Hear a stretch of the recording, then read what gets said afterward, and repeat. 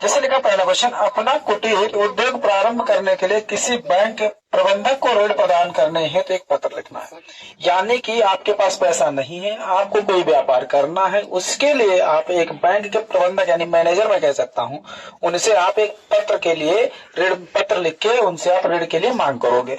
उसमें मैंने बताया सेवा में प्रबंधक, प्रबंधक का आप अगर नाम जानते हो प्रबंधक के नीचे आप गोला में या डैश में उसमें ब्रैकेट में नाम भी लिख सकते हो। जहां से आप बिलोंग करते हो, जैसे कि आप कहां से बिलोंग कर रहे हो, तो शाखा कमलापुर आपका जो नियर बाई हो गया। आप किस बैंक से लोन ले रहे हो, उस बैंक का नाम, जैसे भारतीय स्टेट बैंक से ले रहे हो, केनरा से ले रहे हो, या फिर जो भी बैंक है टू जेड उनसे किसी भी बैंक से ले रहे हो। अब यहाँ पर मैंने लिखा महोदय या महोदया। यहाँ पर हमें ये चीज की क्लियर जानकारी नहीं है कि प्रेजेंट में मेरा प्रबंधक या मैनेजर मेल है या फीमेल, तो इसके लिए मैंने महोदय और महोदया दोनों लिखा है। उस समय के जो भी प्रेजेंट के प्रबंधक होंगे अपने हिसाब से एडजस्ट कर लेंगे। पिछले दिनों माननीय प्रधानमंत्री महोदय जी ने प्रधानमंत्री रोजगार योजना का शुभारंभ किया था, जिसमें शिक्षित बेरोजगारों को 1 लाख रुपए का ऋण देने का प्रावधान है।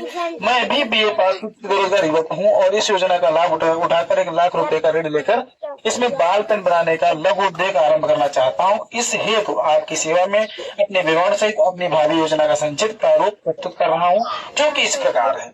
यानी कि एक पढ़ा लिखा इंसान जो आज की डेट में बेरोजगार है, उस रोजगार के लिए एक बैंक से ऋण लेना है और रोजगार कौन सा करना चाहता है, बाल पेन का रोजगार। यहाँ पर मैंने लिखा बाल पेन बनाने का उद्योग का एक ओपन करना चाहता है।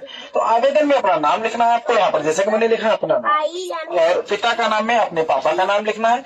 और शैक्षिक योग्यता, योग्यता का मतलब आप क्या हो, प्रेजेंट में आपकी योग्यता क्या है, आप कितने एजुकेटेड हो, 12th हो, BA हो, MA, BSc, MSc, BEd, MTech, BTech जो कुछ आपका वो लिखना है आपको। और वार्षिक आय, अगर आपकी वार्षिक आय 2 लाख 3 लाख रुपए तो आप गरीबी लिस्ट से बाहर हो भाई। 2-3 लाख रुपए अगर आप महीने का साल का कमा रहे हो तो आप गरीब हो, किसी भी हालत में गरीब नहीं हो।